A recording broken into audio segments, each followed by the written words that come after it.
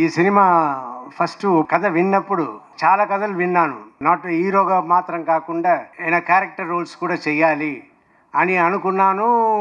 వచ్చే వాళ్ళ దగ్గర అందరిని అడుగుతూ ఉన్నాను. నాకు సరిగైన సబ్జెక్ట్ రాలేదు.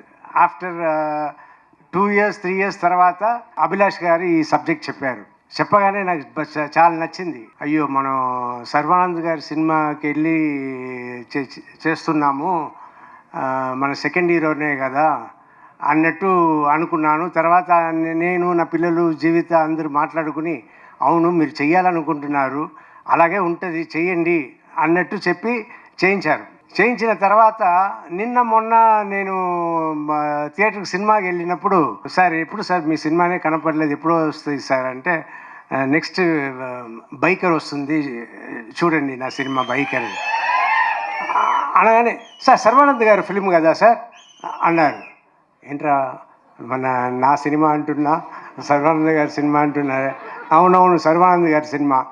తర్వాత నేను చెప్పడం అంతా, సర్వానంద్ గారి సినిమాలో నేను ఉన్నాను, మీరు చూడండి థియేటర్లో అన్నట్టు నేను చెప్తూ ఉన్నా.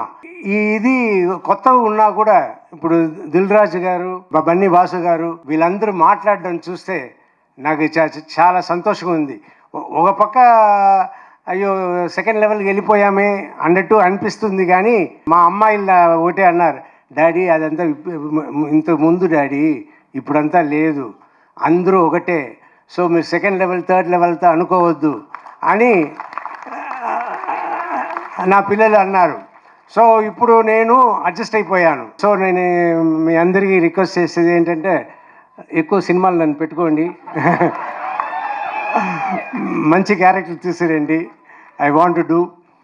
అండ్ సర్వా గారి గురించి చెప్పాలి, very sweet person, very respectable person.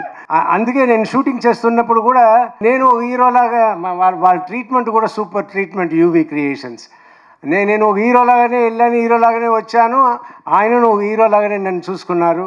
It's great, everything is great. And waiting for the release April 3rd. Thank you.